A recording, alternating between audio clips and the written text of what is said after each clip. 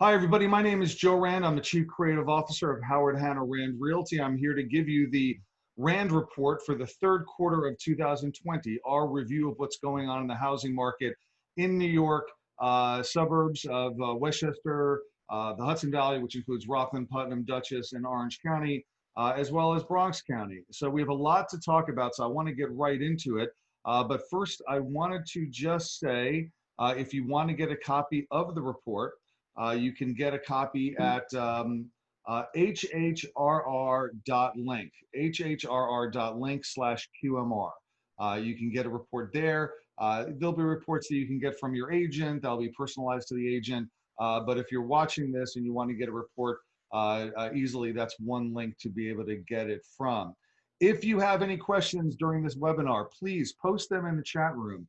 We may not be able to reply immediately, but we will get back to you as soon as we can with the answer or with any comments. So any questions or any comments, please make them in the chat. We also want to mention that we are now part of the Howard Hanna Network. As you can see, it's the third largest real estate company in the country. It's the largest in New York State. You can see all those dots represent offices in New York State, leading from the New York City suburbs and the suburbs of New Jersey all the way upstate, and then through parts of Pennsylvania, Ohio, a bunch of other states, and also includes the Allen Tate Realtors Company down in North Carolina. So we're really happy to be part of that organization, and we're going to continue doing what we've always done as Rand Realty, which includes this report. So let's get started. Here's the thing about the market in 2020. It was really the tale of three markets. You can see here, each quarter was a very different market. In the first quarter, what we had was a continuation of 2019, where the market was very strong. Good seller's market, sales were up, prices were generally up, and the market came into the 2020 really well. And then, of course, COVID happened. COVID-19 hit in about the middle of March of 2020, which is right at the end of the first quarter. So it did not have a dramatic effect on the first quarter. I think it held back pendings a little bit, but didn't have a dramatic impact on sales. So you look at the first quarter. Sales, which are closed transactions, these are actual title transfers, in the first quarter were up 6%. Pending sales, which are new contracts that have not yet closed but have been reported to MLS, those were down 2%. And like I said, probably the result of the last 2 weeks in March, the industry kind of shut down. We didn't know what was going to happen. And then listings down 4%. That was just sort of a tightening of the market, and also probably the effect of the last 2 weeks of March. But prices were up 6%. Prices were up 6% in the first quarter on the previous year quarter, and that was the biggest increase we've had in a long time, and really the biggest increase since the 2018 tax reform cap on state and local tax deductions, which really did a number on the high end of the market and really suppressed average sale prices for a year or two. I'd always said that it would start to get priced into the market, and it looked in the first quarter like it had started to get priced into the market. We had a 6% increase in the average sales price. Then COVID hits right at the end of the first quarter. I will tell you, as we went into April of 2020, I did not know if we were going to sell a house for months. And I am to this day astounded by the ingenuity and the creativity and the professionalism and the dedication of the real estate professionals that I work with every day, that they kept the market going even in the worst public health crisis in 100 years, and even in the midst of an economic just disruption, and even in the midst of the essential services order that Governor Cuomo put down, which quite naturally and quite understandably, and I think it was a good idea, shut down real estate agents from showing houses. So we couldn't even show houses April, May, through part of June. But still, the market continued. Look at the second quarter numbers. Sales were down 23%. Now, that was largely the disruption to county offices, village offices. Very tough to close a transaction if you can't get anyone to check municipals or do anything like that. So sales were down 23%. These are the closed transactions. Remember, the sales largely represent the pendings from the first quarter. So the pendings all go into contract January, February, March. They all close April, May, June. So our closings were down in the second quarter, partly because pendings were down in the first quarter, and partly because of difficulties closing deals at all. But then look at the pending and the listing count. Minus 22% on pendings, minus 30% on listings. And it was worse than that, because that includes the half of June where the market opened up and the market just exploded in the middle of June. But if you look back on April and May, they were down more like 40% on sales and 50% on listings, all right? 40% on pendings and 50% on listings in April and May. It got a little better. May was better than April, and then June, when the market opened up, it was actually up and made up for the first 2 months of the second quarter. Even then, though, pendings down 22%, listings down 30%. Prices, again, though, up 6%. We thought that prices might go down, lack of demand. We didn't have a lack of demand. We had very high levels of demand. And as a result, very little inventory, high levels of demand drives prices up. That's what we saw in the second quarter. And then the third quarter came, and that's what we're going to talk about today. In the third quarter, all the pent-up demand from April and May that had been suppressed by the essential services order and suppressed by the quite natural inclination of people in a public health crisis not to go look at properties, that all came roaring back in the third quarter. And then on top of that, we had a whole new stream of demand coming from New York City, of people that live in a tight, urban, dense environment who now, because of the pandemic, decided to move out to the suburbs. Now, there's been a lot of talk about this. My feeling on it is that people who moved out here and are moving out here were already on the fence. They were already on that picket white fence of being ready to move into the suburbs, and this just pushed them over. I don't know that a lot of people who were committed Manhattanites decided to move because of the pandemic, but I do think that a lot of people who would have moved in 2021 or 2022 accelerated their decisions, and we're getting them all right now. And that drove demand up even more, and you see what happened. Sales up 10% in the third quarter, even though the pending numbers in April and May, which would have closed in the third quarter, we didn't really have those good pendings in April and May. Still, sales were up 10% over last year. But look at the pending number, up 57% off last year. 57%, that's extraordinary. And listings up 35%. All the listings that we didn't get in the second quarter, we got in the third quarter. And then just look at prices, up 16%. We'll talk about all these dynamics as we go forward. What happened in this third quarter? Tale of three markets. First quarter, continuation 2019. Second quarter, COVID impacted. Third quarter, the post-lockdown explosion in the market. All right. Takeaways. We have 5 takeaways for you. Number one, sales have caught up to last year, and they're going to continue to go up. You can see here, we have the rolling year single-family sales trends for all the counties, and it goes back to 2002. So that's almost 18, 19 years of data. The Bronx, we only have going back about 7 or 8 years. But you can see the trend. You can see how sales were high. They went down, obviously, during the correction in 2008, 2009. They start to recover. They've been generally trending up since. A little bit of a plateau the last 2 years after the SALT cap. And then you can see this kind of spike upward, down, and then up as we went into went from second to the third quarter. The fact is that sales are now, as we said, they are now caught up for the year to last year. And they're going to continue to go up. Why are they going to continue to go up? Let's look at this next takeaway. The pending sales that we have right now promise record closings for the fourth quarter. Now look at this chart. The blue line is 2019 pending new contracts in the region for each month. And then the orange line is 2020. So you can see for the first 2 months, they were kind of tracking, up a little, down a little, but basically on last year's numbers. And you can see the divergence start in April when we really got hit by COVID in mid-March. I'm sorry, it starts in March. We got hit by COVID in mid-March. And then you can see the divergence. 2019, the numbers were up in the normal way that they go up. And then in 2020, they go down in the second quarter, and they start to come up in the third quarter. So again, tale of two markets. In the first quarter, sales, new pending sales kind of tracked where they were last year. And then in the second quarter, big divergence. You see the normal seasonality, sales pendings going up in 2019, but in 2020, they crash, and then they start coming back. And then look at the third quarter, the tale of three markets in the third quarter, sales way up. And you can see they were way up in June, which made up for some of the difficulties in the second quarter. And then July, August, September up just significantly off last year. And in fact, they were higher compared to last year in September than they were in July. So there's no clear indication that that trend is going to stop. So what does that mean? Well, look at that excess of pending sales from June, July, August, September. Those have not closed yet. Our closed transactions compared to last year are only kind of tracking where they were last year. So there is this gorged pipeline of contracts that are working their way to closing, and they are all going to close in October, November, and December.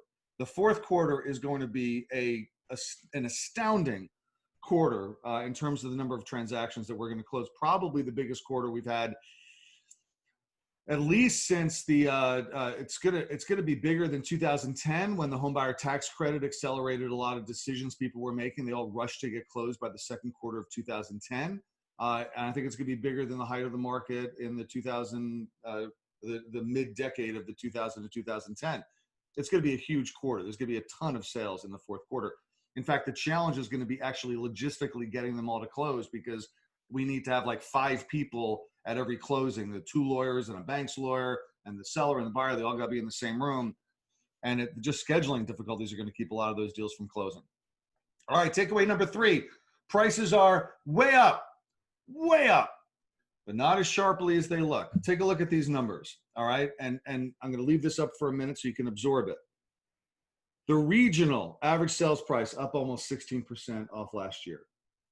In each county, you can see how high it was up from last year's third quarter. And the numbers are just astounding, right? Part of that is real. You know, we did see a 6% year-on-year increase in the average sales price in the first quarter. The average sales price continued to go up in the second quarter, and now it's just exploded, jumped up in the third quarter. Part of that is organic growth. I mean, we do have a limited amount of inventory. We have a lot of demand. And the demand is coming not only from locals, but also coming from the city. And the city demand is probably coming at a higher price point, which is driving higher prices. Also, I do believe that what we're seeing is a change in the mix of properties sold in this year compared to last year. And what I mean by that is that to close on a property right now requires some cash flow. There's a lot of expenses, particularly in a pandemic, to closing a property. And I believe that within each county, the people that are more likely to close are the people of higher means, that they've got more cash flow, they've got more money. So the person in Westchester who's buying a $2 million house probably has a better ability to close on that transaction, just to get everything done and to take time off from work and to do all those things that have to be done when you go through a closing. That person buying a $2 million house in Westchester probably has more ability to close than someone who's buying a $500,000 house or a $700,000 house. And so what you're seeing is just a shift in the mix of properties sold. There's more high-end properties selling. So yes, the average sales price is going up, but it doesn't mean that the average homeowner who owns a $700,000 home is going to get a 15% bump in their average sales price. What it means is that the overall average sales price has gone up 15% as a reflection of a shift in the mix of properties. And you can see that a little bit in the condo co-op prices, because the condo co-op prices are up, but not nearly as much as the single family homes. And what does that say to us? Well, there's not as much of a price differential between condos and co-ops, okay? In terms of within that particular property type. But also what it says to us is that the demand at the lower end is not as high proportionally as it is at the higher end, because the co-op condo market is always the entry-level market in each county. So at that entry level, you're not seeing the same sort of like sharp increase in pricing as you would see in the higher end single family market. And the other reason to say it's up. There's organic growth there. There's real sustainable appreciation, but it's not 15%. That's a little unrealistic. Look at the rolling year. The rolling year average sales price is up, but it's not in the double digits except for Orange and Dutchess, which that might be legit. They might just be going up higher because they had come down a lot. So prices are up. If you're a homeowner, this is all really good news. If you're a seller, this is good news. But it doesn't mean that every homeowner is up 15%. What it means is that there's been a shift in the mix of properties sold. Now, with those high prices going up, what does that do? It draws more people into the market. Listings are up. You can see we have the same graph that we had with the pendings. You can see the market tracks. A tale of three markets. First quarter pretty much tracks, although at the end of the first quarter, it starts to diverge because in March we got hit by COVID. Second quarter, 2020 listings collapse. Why?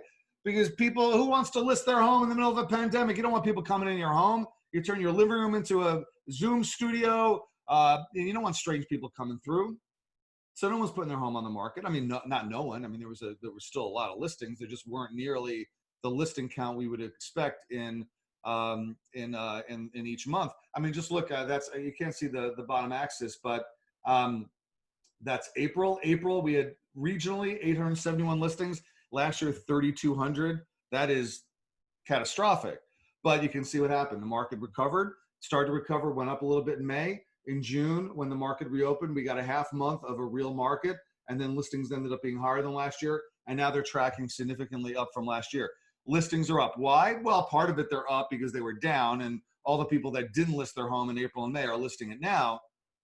But also, prices go up, inventory goes up. I mean, there's basic economic supply and demand. If prices go up and you have a fixed supply, if you have a lot of demand, which is driving prices up, the natural equilibrium starts to bring more inventory, more listings, more supply into the market to stabilize that pricing. So we're seeing more listings come in, and a lot of that is, you know, somebody watching this might be saying, oh my gosh, prices are really up. It's time for me to sell my place, downsize, or it's time for me to move to Florida, or whatever it is the case may be. All right, but here's the thing. The takeaway is that listings are up, but inventory is still low. Inventory, we measure inventory very simply. We look at the number of listings that are available in a market, so however many listings there are. And then we say, okay, if we got no new listings, how long would it take at our current rate of sale? Like, depending on how many properties we're selling in a given month, how many months would it take to sell out that existing inventory? And it's obviously an unnatural situation, but the idea is to simply say, at our current rate of sale, how quickly are we going to sell through the existing inventory? Anything less than 6 months of inventory is a tight seller's market. You get up above 6 is like equilibrium. You get up above 6, and you get like kind of a soft market, buyer's market, right? But anything under 6, what that's saying to you is that there's not enough inventory to meet the demand. Well, look where we are. We're all, every market, which back in the 2012, we had 20 months of inventory in some markets. Now we've got under 5 in most of these markets. So inventory is still low from historical perspectives, which is probably going to continue to drive prices, but also as prices go up, we should see more inventory come on the market. That's what basic economics would say. Takeaway number 5, even with the price increases, homes are still more affordable than at any time in a generation. What do I mean by that? This is my favorite graph of all time. We created this graph. I've never seen it anywhere else, but I think it's really important. When people talk about the affordability of a home, they talk about the sales price, but that's not how people buy homes. Very few people buy their residences paying cash. They get a loan, which means that the affordability of that home depends not just on the price, but on the rate they get for their mortgage. So even if prices are going up, if rates go down, that payment might go down. So what we did was this. We looked at the average price of a home in each county, going back as far as we had data. And then we went to Fannie Mae or Freddie Mac, I think. I don't know, one of them. And we got the average interest rate that was available for every year that we had data, which goes back to the 70s. So you have the average sales price for every year, the average interest rate for every year, which means we were able to compute the average monthly payment every year. So in 1985, the average price was this and the interest rate was that. You take that, what's the monthly payment at that price, at that interest rate? And that gave us our monthly payment. And then we controlled for inflation. Put everything in today's dollars, because you can't measure a payment from 1985 to today without factoring in inflation. Look at the graph. Look what this shows. What this shows is that, start with Westchester, because we have Westchester data going back all the way to 1981. We have the other counties going back to like 2001, 2002. We have Orange going back to the mid-90s. But they're all behaving the same. Look at, they're all under the same rhythm, same dynamic. Look at Westchester. You start, the interest rates were like 15% back in the early 80s. I know this because my mother started this real estate company in 1984, and she always tells me how she started the company when interest rates were like 14%. It's part of our company lore. All right. So 1981, you look where interest rates were, you look where, and prices were starting to go up. And so you can see that monthly payments started to go up because prices were going up. Interest rates were actually going down, but prices were going up so astronomically in the 80s, it drove the monthly payment up. Then prices go down, monthly payment goes down. Then look what happened in the mid 2000s. You can see that even though interest rates were at what we said then were historical lows, prices are going up so much it drove up the monthly payment. And look what's happened since then. Prices went down in 08 about 30%. They've climbed back part of the way, about halfway in nominal terms, but not inflation adjusted terms. You know, we're now 15 years past the peak of the last seller's market in 2005. That's 15 years of inflation. We're still not just in nominal terms at the same price we were at in 1985 in any of these markets. All right. So in real terms, the price of those homes is still below where it was. And on top of that, interest rates, which used to be in the sixes, and we said they were historical lows, and then fives, historical lows, fours, historical lows, they're under 3% as I make this video. Under 3%. What that does to payments, look at this. The monthly payment you have to make right now in Westchester County to buy an average priced home in Westchester County, even at the average price this quarter, which was like $1 million, is $3,000. That's the monthly payment in today's dollars. It was in 2005, 2006, it was almost $6,000. It's cut in almost half to buy a home in Westchester County compared to where it was 15 years ago, in half. 6,000 down to 3,000. And the other counties, although we don't have data going back to the 80s, you can see it's the same story since the mid 2000s. And the monthly payment in all those counties is lower than it's been at least since the 2000s. But if we extrapolate based on what we see in Westchester, the monthly payment to buy a home in our counties right now, the monthly mortgage payment is lower than it's been since at least the 70s. And it may be even further than that. Now that doesn't include insurance. It doesn't include taxes. Taxes we know have kept going up, and that probably has eaten away a lot of that. But just in terms of the monthly payment, lower than it's been in a generation. And, you know, if you have a loan that's more than 2 years old, you should refinance it because interest rates are below 3% if you've got good credit.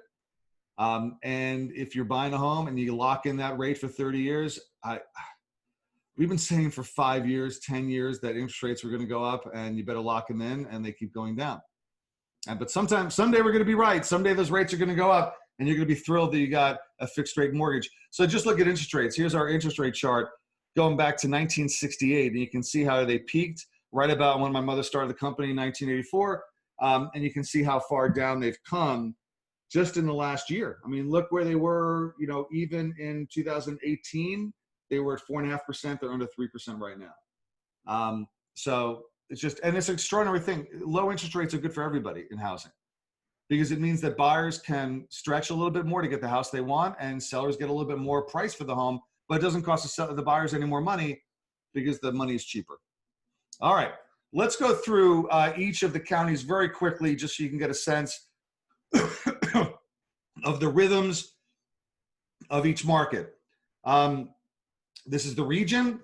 Transactions are in green, and then average sales price is in black. And you can see the, you know, most recently down and then up. Regionally, average sales price up 6%, closed units up 3%. That's from basically the second quarter, ending the second quarter, the rolling year. So that's New York, the region. Here's Westchester.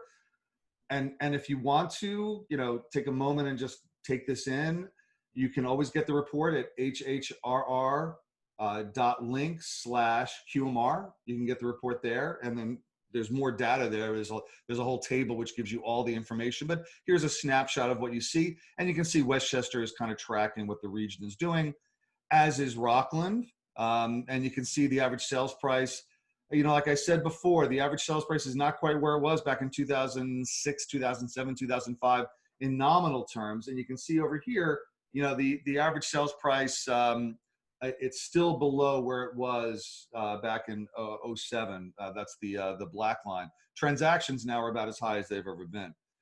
Orange, same story, prices up, sales up, at least this quarter. They fell a little bit in the last year or two.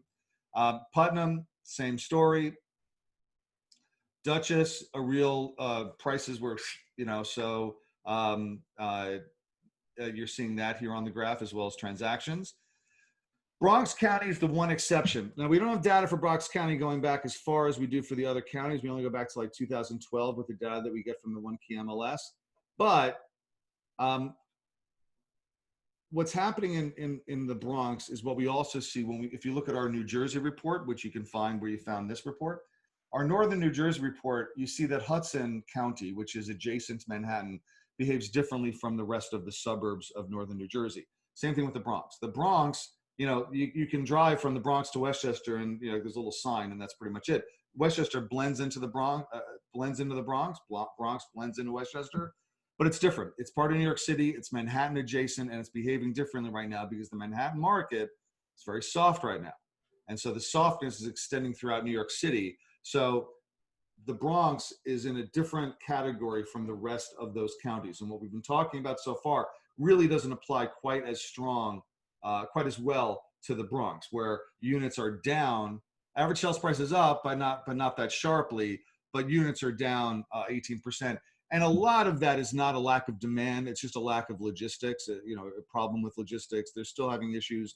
The city is still a little more clamped down than some of the suburban areas are. So in the Bronx, all these things we've been talking about don't apply quite as dramatically as they do to the rest of the suburban market. And the Bronx doesn't even think of itself as being a suburban market. So it's more of an urban market. So it's behaving more like an urban market. So you can see how that's kind of playing out here on the graph. Thank you for watching this. Again, you can get a copy of the quarterly market report at HHRR, Howard Hanna Rand Realty.link/QMR. Thank you for watching. We really do appreciate it. I hope you got something out of it. Take a look at the report, contact your agent if you have any questions, reach out to me if you have any questions. And if you put anything in the chat room, we will try to get back to you as soon as we can. Thank you all so much for watching. It's been a pleasure talking to you. Have a great day. Bye-bye.